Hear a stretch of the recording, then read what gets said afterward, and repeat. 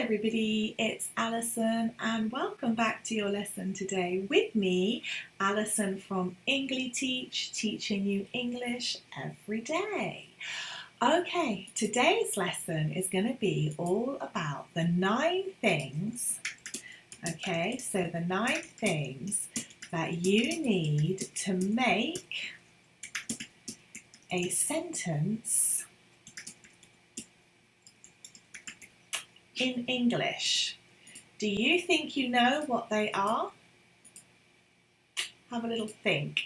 Do you think you know what the 9 things are that you need to make a sentence in English? Okay, I hope you know some of them. So let's start with the first one, which is a verb.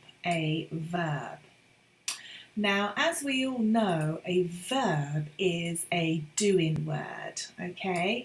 Verbs express what is happening, okay? Either in the present, so happening now, in the past, something that's already happened, or something in the future.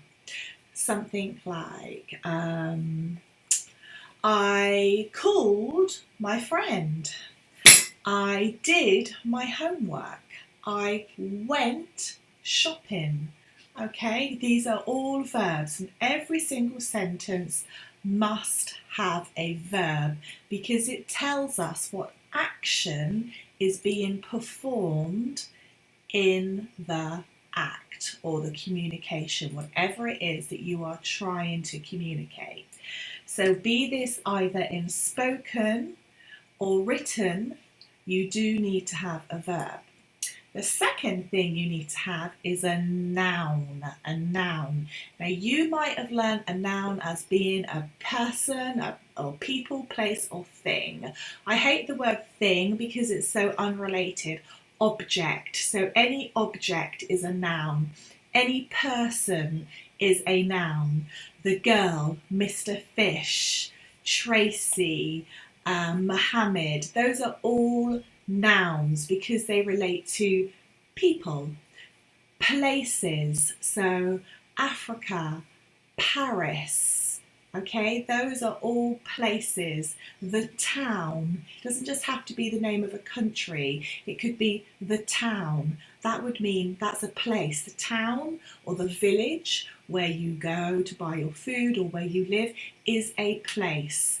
So a noun is a person, place or thing. Okay? Wonderful. Let's move on. Now the next thing, the next part of what you need for a sentence is one of my favourites because this is the thing or the word, elements, lexical item that you can use to really add flavour and spices to whatever it is that you are trying to say. The adjective is what gives the extra detail or enhances whatever it is that you are trying to say, write or communicate. So an adjective is a describing word, okay? The big red apple.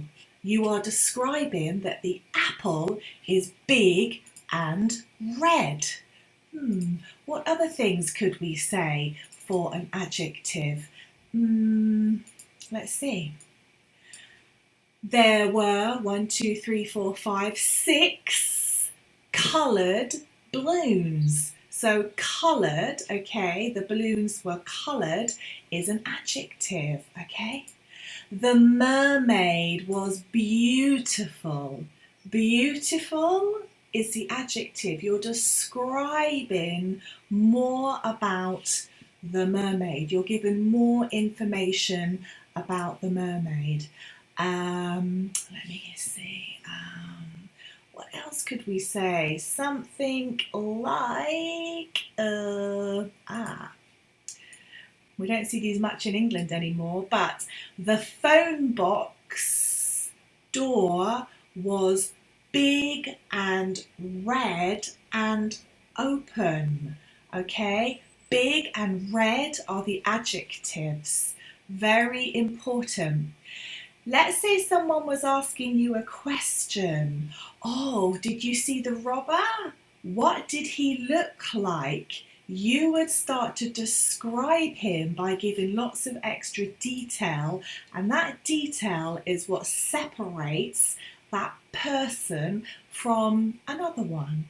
So adjectives are really important, and they're used in spoken English, in written English, in poetry, in songs, in lots of ways. So adjectives are very, very important.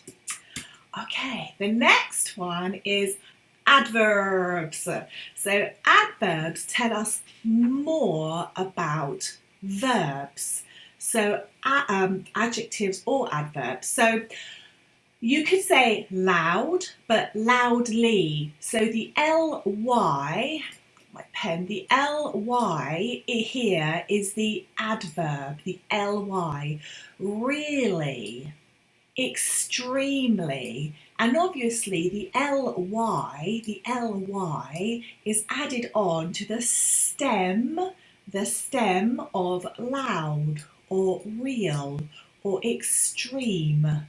They are words in their own right, but the minute you put ly on the end, then you have changed them into an adverb. And the reason we do that is because it gives even more detail, more information about the verb in question, the adjective or the adverb. Okay? Okay, determiners. Determiners are words like the, an, this, and that, and they start a noun phrase. That car over there, this hairstyle here. An elephant was in the room. They are all determiners. Prepositions. Now somebody asked in one of the comments about prepositions, and I did a big video, I think it was a 2-part video lesson on prepositions. I'm going to leave a link somewhere. Click on the link and it will take you back to the lesson on prepositions. Always keep going back to prepositions, always keep practicing prepositions because they change. How you use them changes, like most things in languages, on the context. So keep practicing them for different types of sentences with different types of people, different types of context. How are you using them? Because they change. Now, a preposition is very important because it expresses the relationship of a noun or a pronoun to another word. So they're like the glue in the sentence. You can have the noun, the verb, and the adjectives. And often when people are learning a language, the prepositions get completely missed out. So you forget them or ignore that you need to have them, or you put them in the wrong place, or you use the wrong preposition. So it's very, very important. The only way to get good with prepositions, to really get it, is to carry on practicing them. It doesn't matter if you make a mistake. You're learning a language. Practice makes perfect. Keep practicing. Keep watching my lessons. Keep commenting. And if you haven't done already, join my group, private group, Engli-teach on Facebook. If you're already here, don't forget to go to Engli-teach.com where you can download my free book, and you can also sign up for my course if you want some more language lessons that are more in depth than what you're getting here. Pronouns are next. So pronouns are very small words like you or ours, and some that can take the place of a noun. So you really have to understand more about nouns before you start working with pronouns, okay? Because you need to understand which ones can you swap around, which ones can you change. As always, practice makes perfect. Let's move on to conjunctions. Conjunctions join two parts of a sentence together. Often two clauses, two parts of a clause together. So, and but. Let me give you an example. I wanted to have the red ones because they are lovely, but I also need the orange ones because they go with my new trousers. Orange shoes that go with trousers. Oh. They must be very colourful. Okay, and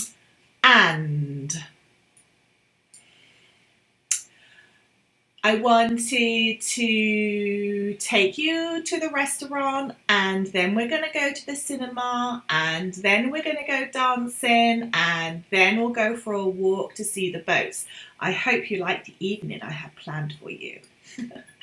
Okay, so you can use and not just to join two parts of a sentence. It can be to join actually a string of words in a list.